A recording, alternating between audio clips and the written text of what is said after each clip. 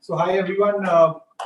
Today's session is basically just brushing up on the basics, and we will also take in. It's going to be mainly question and answers, and we'll go through the basics. Udayjit will run you through the basics once more, what you can do in front of the mirror, and then I'm going to give you people something to work on for the next couple of weeks, so that your golf swing stays in shape. And please, if you have any questions, you can type them in. You can type in your questions in the chat box in the YouTube. So please put in your question, because this will be mainly for our students, where you have something that you want to ask about, anything related to golf, and we'll try and answer them. So Udayjit, why don't you start with the grip and the setup and posture with everybody. So the grip, we put the left hand first, and in a way we can see two knuckles. Then we put the right hand with the V that is created by the index finger and thumb pointing to the right shoulder. So why don't you Udayjit, also explain what is a weak grip and what is a strong grip. So just show what is a weak grip first, left hand, right hand, and then a weak grip for the left hand will be when you can see less than two knuckles, when your left hand is rotated towards the target. So this is a weak grip. And with the right hand, the same, when you rotate it towards the target, when your V is pointing towards the left shoulder, that's what you call a weak grip. Right. So the weak grip, when you have a weak grip, the ball basically tends to slice, and if you're hitting the ball right, then it's probable that your grip is weak. And now show us the strong grip. So strong grip is when you can see more than two knuckles on your left hand. You rotate it away from the target, something like this. And on the right hand, when you rotate it away from the target, and your V that is created by the index finger and your thumb points to the right of your right shoulder. Yeah. So that's a grip. Now, Udayjit, if you can show them the setup and what is the correct setup, what's the athletic position, if you can show golfers. So an athletic position would be something where your knees aren't too flexed, aren't too straight, in a relaxed position. You bend from the waist with your hands hanging below your shoulders, and everything should be parallel to each other. All the lines created by the hip, the feet, and the shoulder should be parallel to each other. Your upper back should be straight. And what about the ball position? Why don't we talk about the ball position? With the driver, with the irons. The shorter the club, the more behind the ball position is. So it starts on the right foot with your wedges, moves towards your left foot with the driver. Left heel driver should be a ball position with your driver should be on your left heel. Okay, so just a couple of things I wanted to talk about is some of our students are making a lot of swings. So I would request all of you to make a lot of swings. If you have a rooftop or a big room, make sure you don't break anything. So make sure that the space around you is clean, and also when you're swinging, make sure you don't hit the ground, because a lot of the youngsters, they don't have control about hitting down, so they will probably bang the ground. So don't do that. What you can do is, instead of gripping the club here, you could grip it here. So if you're gripping so far down in the club, right, and keep the club, just put the camera down. So the club should be about 8-10 inches above the ground, and you make your swings. So when you make the swings, what you should be doing is, you should not be going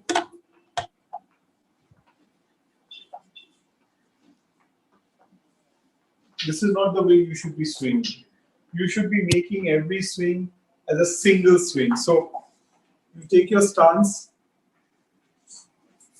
and you swing. Then you bring it back. Take your one hand off the club. Take a new grip. Take your stance and then make a swing. Again, take your hands off. So that's the way you should be swinging, and you should be making anywhere between 50 to 100 swings every day. So that's like hitting 50 to 100 balls. So make sure that you don't keep swinging up and down, because that's not going to help, because that momentum of the follow through will bring the club back, and then you're basically just doing an exercise where you're just going up and down. So every swing should be an individual swing. So if there are any questions, I'll take that and then we'll continue going. Is there any questions?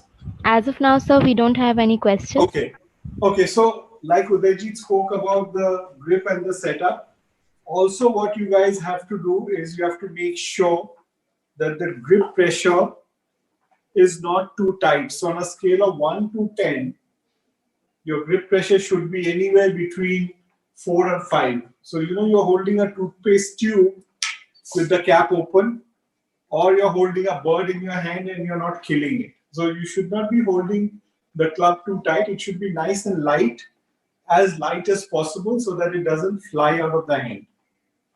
Okay, so we'll talk a little bit about the swing.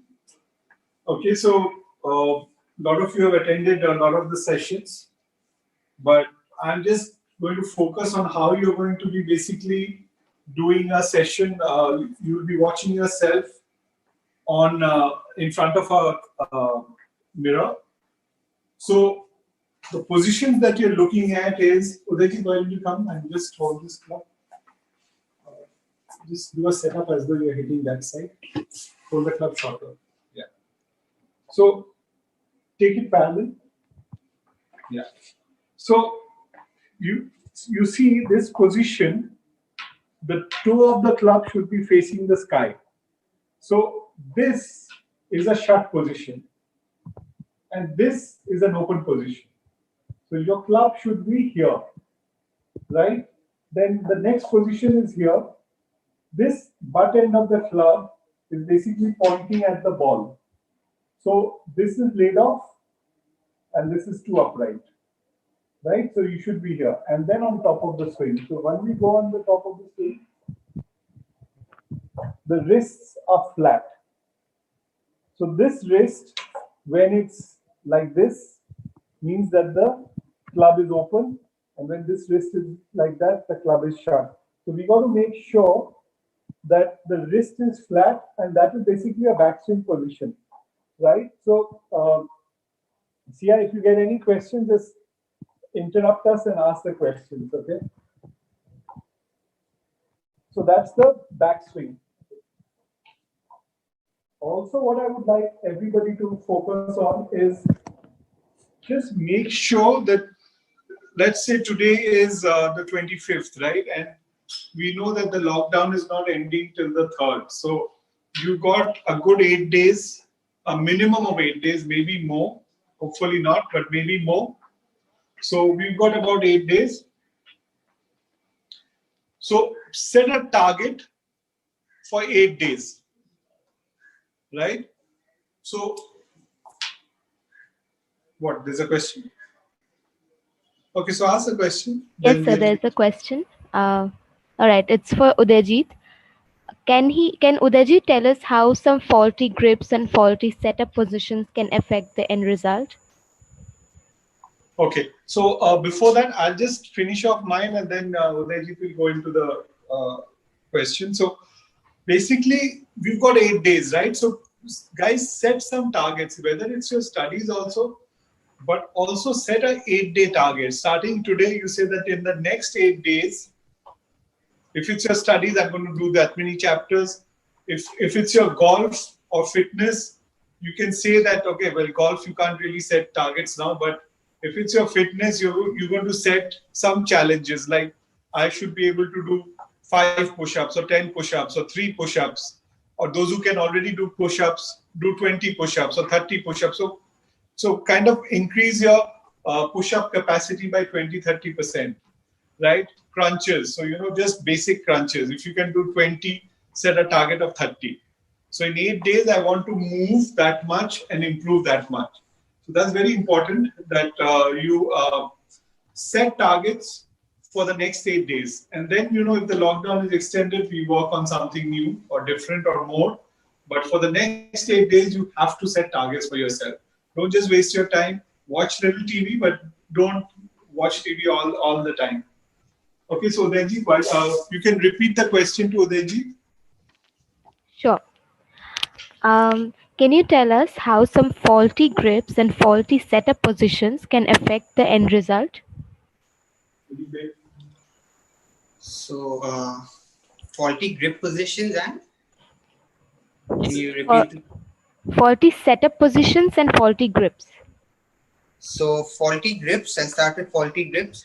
When your grip is too strong and you can see more than 2 knuckles on your left, you'll tend to hit it left because you'll tend to close the club face during impact, which will cause hooks and a ball will go left. Weak grip, when you can see less than 2 knuckles, ball will tend to go right. You'll hit more slices because the club face will be open during impact. And faulty, if you stand too far from the ball, then you'll have inconsistent contact, I think. And if you bend too much and if you're too upright. Yeah, so basically, just show a setup with Udayjit where this way. Yeah. So if you bend too much from your upper body, what's going to happen is the club is going to go too far outside. If you bend less, if you stand up more, then the backswing will just stand up more and shoot. So stand up more, the backswing will tend to go too much inside. So the setup is extremely important, and I'll just add one more point that the ball position is also extremely important. So further up the ball position is, the more the ball will tend to go left. More further back, if it's too far behind in your stance, then the ball will tend to start right. That's why when we try to hit low shots with the ball position too far behind, the ball tends to go a little right. So the ball position, the setup, and the grip, all three will probably make the shots go offline or be inconsistent. Is there any other question? Yeah, yes, sir. Moving on to the next. It's for Udayjit as well. Should the hands be under the shoulders for all the clubs? Yes, all the clubs. At the dress. It just says, should the hands be under the shoulders for all clubs? All the clubs. Yeah, so if you so like Udayjit said, it should be under the shoulder. Now the reason being, if your hands are not under the shoulder, if they're going out or if they're too far in, you're in an unnatural position. The whole idea about the hands hanging naturally under the shoulders is basically so that you can bring your club back consistently to the address position every time at impact. The whole idea is that you want to simulate your address position and impact position as close to as possible to each other. So if your impact position is close to your address position, every time the chances of hitting the ball consistently will be more. Hence, the most natural position is the hands hanging here. So when I bend down, the hands are still hanging under the shoulder. That's the reason why you want it to be under the shoulders. Next question. Yes, the next question. What are the negative effects of the laid off and the across the line position on top of the swing? Okay, I'll take that question. So when you're laid off, what basically can happen is that you could be coming from too far inside. So if your club is laid off like this, let's say it's like this, the chances are that the club will come this way and you'll end up hitting the ball open with the club face and the ball going right. Also, what was the next thing? The over the top. Yes, sir. Across the line position on the top of the swing. Yeah, so just when the club is laid off, you're going to be here. Same way, when it's across the line, you may tend to, if you're not a very good golfer, you may tend to come across. So there are two very notable Indian professional golfers who were actually across the line. One was Rota Singh, one of the legends of Indian golf, and one is Vijay Kumar, who still plays. So both very successful. They've been over the top across the line, but when they came down, they rerouted the club back. So whether you're laid off or you're across the line, there are good players like Sergio Garcia is laid off. These two guys which I mentioned are across the line. What they really do well is when they're coming down and when they're here on the way down, they are absolutely in the slot.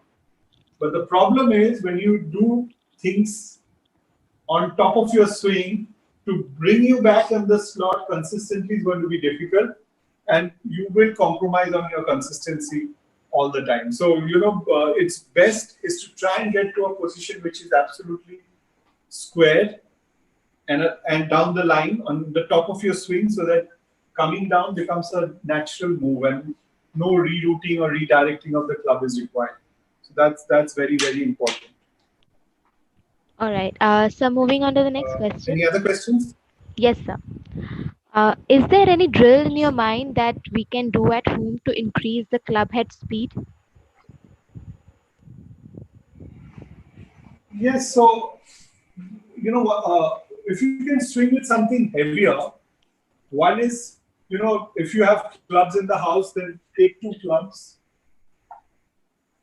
Okay, take two clubs and swing with both the clubs, holding them together. That will make the clubs heavier and it will make your golfing muscles stronger. It will also make you more flexible. Do a lot of ab exercises. Okay, do a lot of ab exercises and try and do a little bit rotational ab exercise. So I'll just show, Udayjit, if you can just come here and just show some of the ab exercises.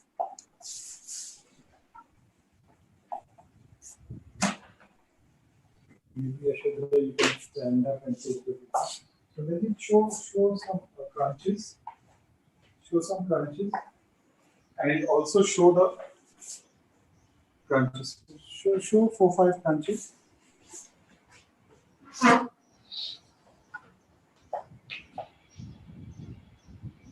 So what is important is that, when he's doing the crunches, the space between his chest and his chin remains consistent. So this is the way you will be doing the crunches, and also do the So this is extremely, extremely good for your golf. This exercise is extremely good for your golf. If you have a small weight, you could even do it with a weight. So if you have a weight, so you don't need you could just take a bottle of water. You could take a 1 liter bottle of water and do with that. So you could even do with a bottle of water. You could be doing that. This is a brilliant exercise for you to increase your club head speed. So then it also shows up push-ups. So I know there are a lot of juniors who can't do proper push-ups, but when you're doing a push-up, do a proper push-up. So what you're making sure is that your hips don't go up. And if you can't do the push-ups properly, then you can get your parent. You can get your parent to just help you by holding your hips and making you do the push-ups. So this way you get some assistance, and you can actually learn to do push-ups. After a few days, you won't need that assistance. Also, they can just show some twists. You just take a club and do some twists. Take the pattern. The other exercise that you can do is the rotational exercises. So this is also going to help you get a lot of distance. You can even do it with the club behind you. Yeah. So the whole idea is that we want to reduce the hip movement. Okay, what we are doing is we are doing only for golf. I mean, all the exercises we are doing, this is not a fitness session, but this is just for golf, things that's going to help your golf swing. Right? So even when you stand, let me just show that thing where you stand with your back to the wall. and bend down and bend up. Yeah. So, put your clubs out. So if you can do this exercise, this is going to help your setup. So you just try and maintain this position. It will be very difficult for you to do it for more than 20-30 seconds. So this is one more exercise that you can do to improve your club head speed, your setup, your everything to do with golf. Right? Any other questions? Yes, sir. Is it important to keep the lead arm straight in the swing? If so, why? Okay, so the lead.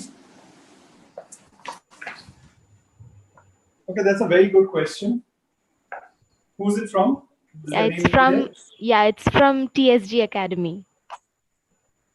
Okay, so the left arm, as far as I'm concerned, doesn't have to be straight. It has to be hanging naturally. So if my left arm is bent this much when it's hanging, I maintain that position all the way through the swing till impact, and then obviously it's kind of breaks. But anyone who says that the left arm has to remain absolutely straight is absolutely wrong. So the left hand does bend. The only thing you got to make sure that you're not doing is when you break the left arm extra on the backswing, so the club kind of tends to drop a little bit, or you could be overswinging. So one of the causes of overswinging is when your arms break too much. Let the left hand hang naturally and try and maintain that angle, and you don't really need to kind of break up. All right. So the Anything next else? question. Yes, sir. Are there any drills for getting good contact?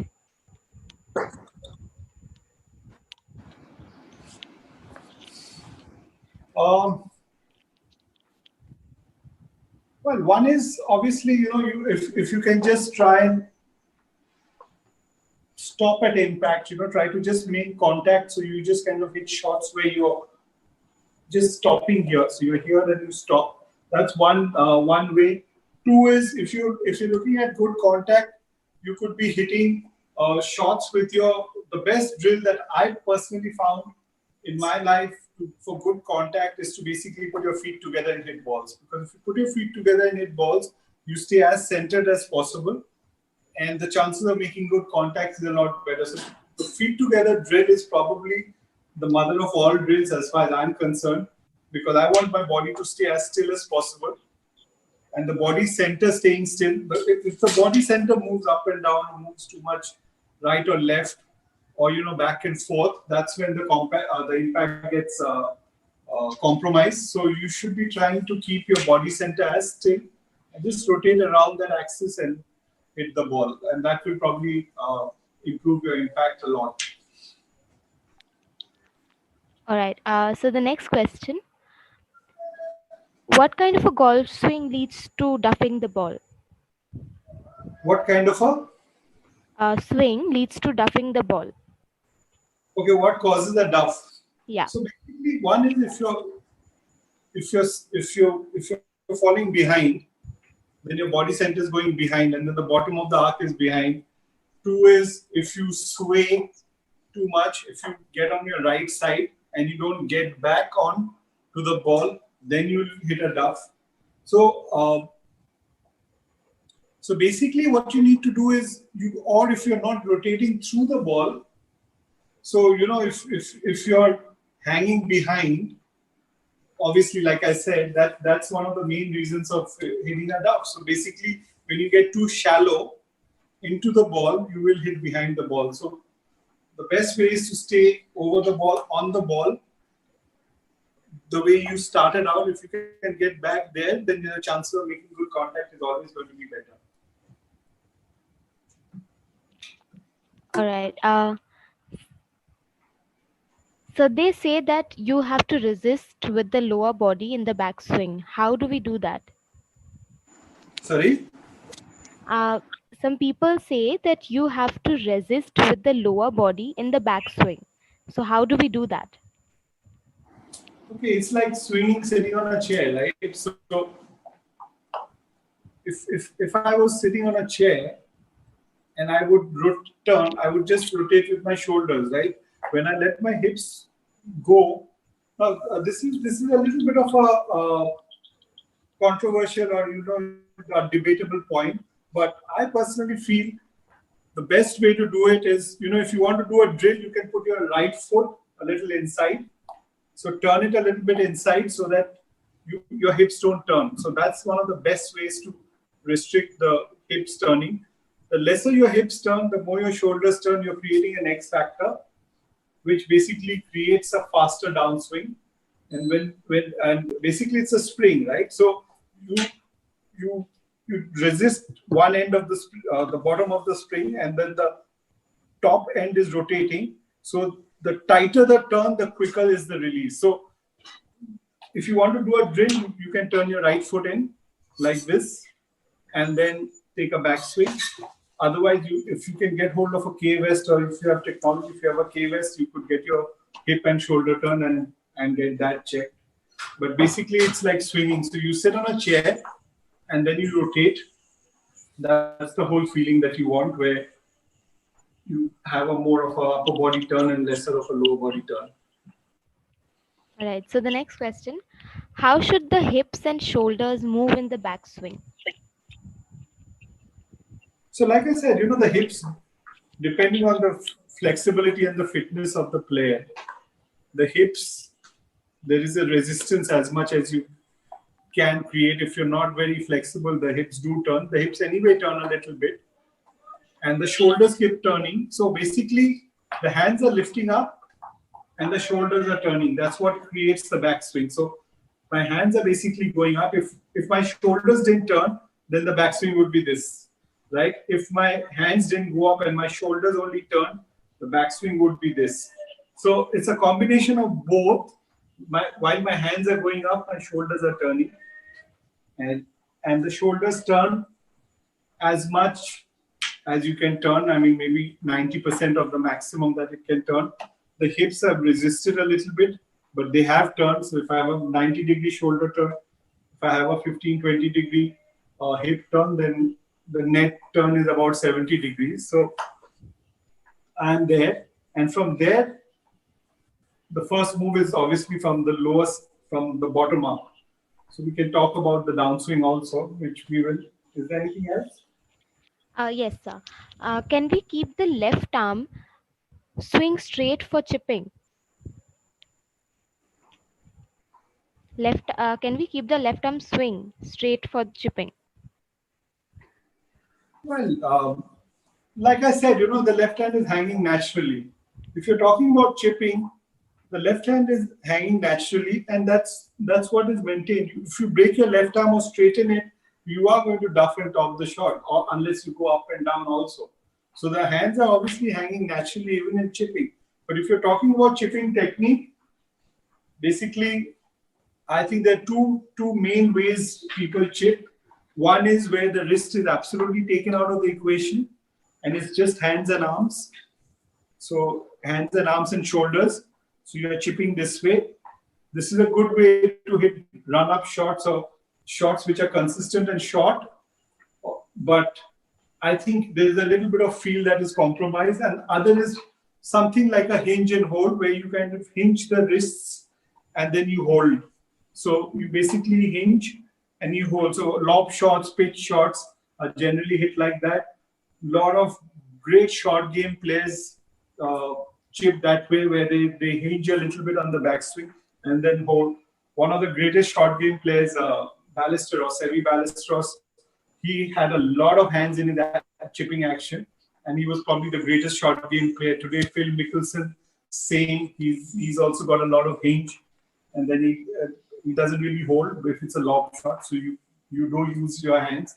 But I think it's a combination of both. If I have to hit a run-up chip, a run-up shot, or a shot which I want to be more consistent, I'll reduce the wrist action. If it's a pitch shot or a lob shot or a very delicate shot, then I would get more of hand action. But then for that, you need to be a lot more skilled. All right. So how does one practice to learn to control draw and fade and stop slicing? practice to control draw and fade. Yeah. So basically, first you have to understand what causes a draw and a fade, right? So what causes a draw and a fade? When there is a difference between the club face, let's say you're hitting up the middle of the club face, right? I mean, we are not going into toe and heel contact. We're talking about a middle club face contact. When there is a difference between the path and the face, okay, this sounds very technical and all, but it's very simple, even for a 10-year-old kid. When the face is not square to which way the club is moving, that's what causes a fade or a draw, right? So when the club face is, say, open and to the path where it's moving, that will cause the fade, right? So we have to make sure that that is caused with our setup mainly and not with the way we swing the club. So we are not going to change our swing for a fade or a draw. What we are going to do is, say, if I have to hit a fade, a slight fade, I may aim 20 yards left of the target and my club face will be, let's say, 10 yards left of the target. So what's going to happen is my swing is going 20 yards left of the target, but my club face is 10 yards right of where my swing is going. Right? So that will cause the ball to start somewhere between my feet and the ball. So maybe it will start about 12, 13 yards left of the target and fade. So it will also depend on the loft. The lesser the loft, the more it's going to fade. So basically what I'm doing is I'm setting up in a way where I'm swinging left of the target and the face is slightly open to where I'm setting up. And that's what's going to cause the fade. So when I'm hitting a draw, I'm setting up slightly right of the target and my face is a little more left of where I'm setting up. So if this is my, Udayjit, come here. So just hold this club. So if this is a straight shot, what I'm doing is I'm aiming left of the target for a fade and the club face is slightly open to the target, to the path where I'm going. So if I'm going like this, I will cause the fade. If I'm going like this, I'll cause the draw, right? So let's say, right? So when I'm swinging like this, it's coming like this. The club face is open to that path and the ball is going to fade. Now, when the face is closed like this and it's moving like this, the club face is close to the path and the ball will drop. So that's how you create the fade and the draw. So you don't really cut across it or shut your hands or try to roll your hands too much. You just let the swing go where you're standing and the club face is basically making a change. And that's what causes the fade or draw. Now, if you don't want to slice, obviously, like I said, you don't cut across the shot. You swing along that. So that's what's called a power fade. I mean, I've played a fade all my life and people say that, you can't hit the ball long if you fade the ball. That's not true. I think you can still hit the ball as long. Maybe it's not going to roll as much, but it definitely fly as much. As long as you swing down that line where you're standing and not swing across it. So when you swing across it with a club face and cut across it, that's only when you create the slice. But if your club face is slightly open and you swing down that line, then the ball is never going to slice. It will be a slight fade. All right. So how to improve the lag in the golf swing? Okay, Udayjit, why don't you come here once? Take your backswing and stop facing there. No, face this. Take the backswing and stop.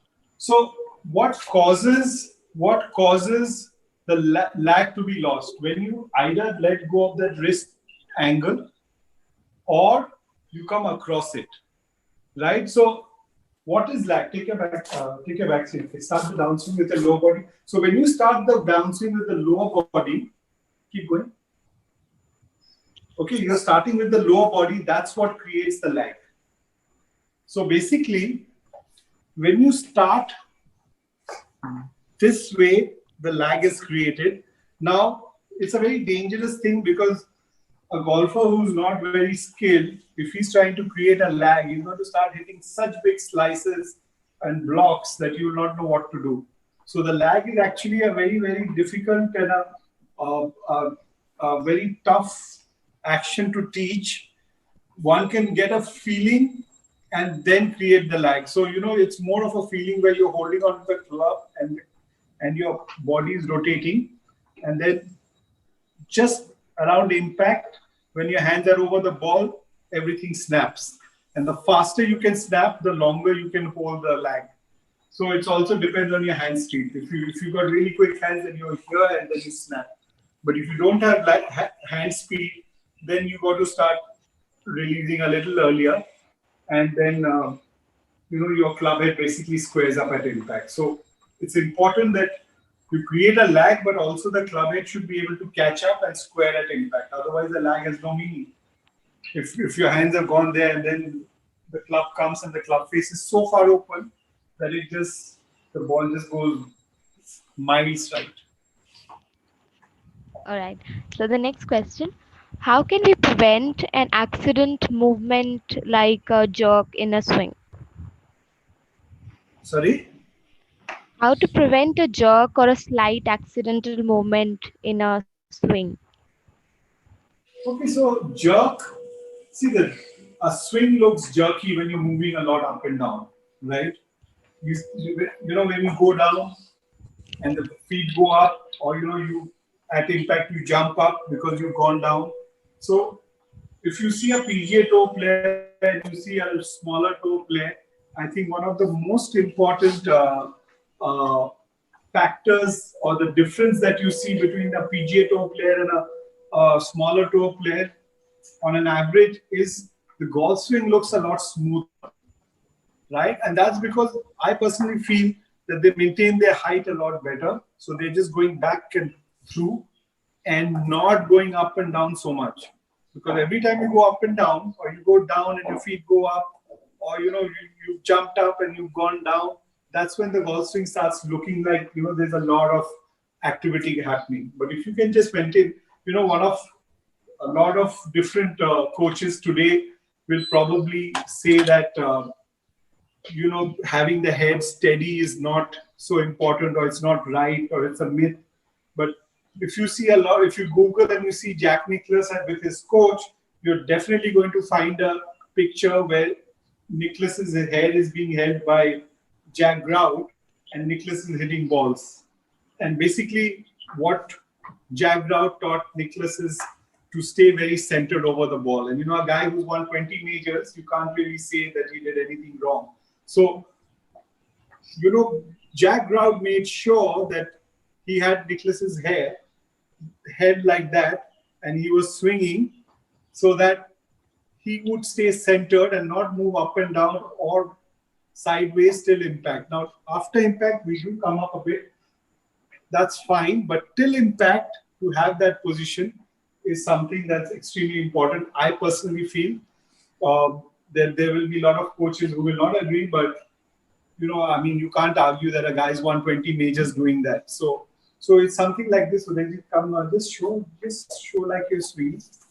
That's it, yeah. So Jack Grout basically had Nicklaus's hair like this, and he would be hitting the ball. So if you Google Nicklaus and Jack Grout, you will get this picture probably in the first 5-6 pictures itself. All right. So regarding the fade shots, what should be the ball position in the fade shot? Okay, excellent question. So if you see historically, all the good fade players in the world prefer the ball position more towards the left heel, right? And those players who play a draw, they tend to play the ball more towards the middle with their short irons. Now, there's a reason being, there's a very scientific reason for that. The whole golf swing is like a semicircle around you, And those of you who understand what a tangent is, so if it's a semicircle, okay, so if this is the swing, this is the semicircle. I should know if you can get the camera on this, right? The club is moving around like this, right? So the further the ball position is up in my stance, and in fact the club is aiming more left. The further the ball position is on the right of my stance, the more the club is aiming right. Now, so if I'm a fade player, what I don't want to do is the ball starting right, right? So if I don't want the ball to start right, I would prefer a ball position where the club is aiming a little left so that the ball starts left and fades back. Vice versa. When I'm playing a draw, if my ball position is a little further back, I would want the ball to start more right and draw back instead of starting left and hooking. So that's the reason why a fade player will prefer a ball position further up and a draw player will prefer a ball position further behind, especially with his short irons.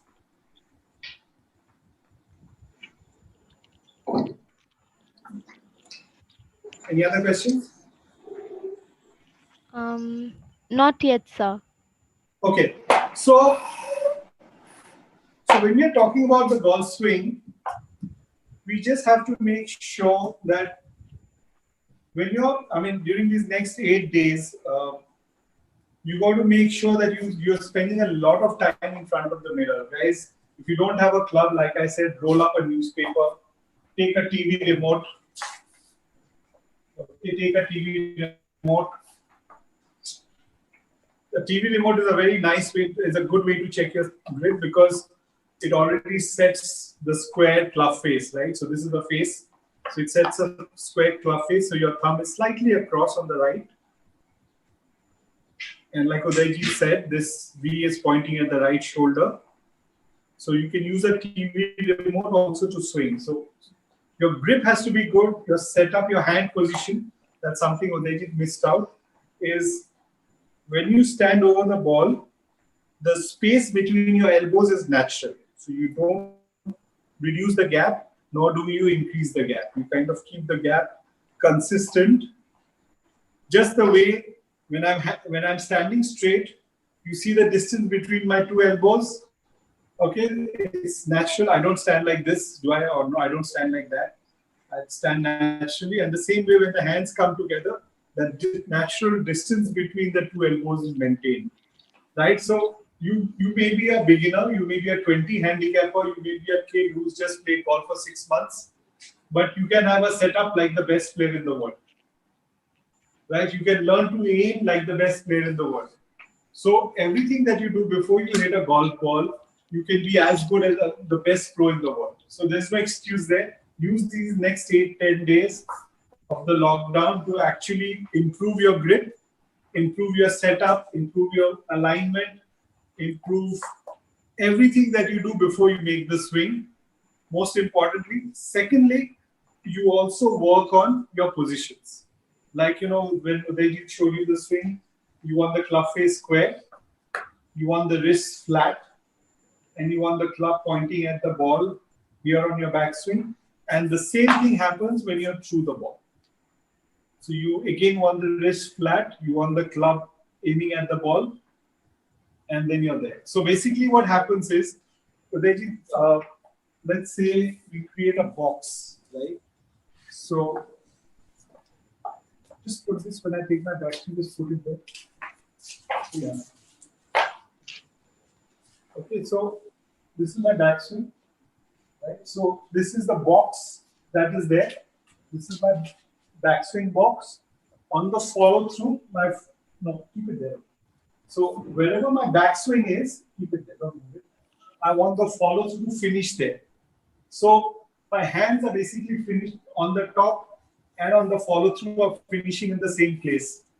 So that's very important. If your swing is all over the place, then your backswing will be here, the follow through will be there, or vice versa. Your follow through may be there and the backswing is here.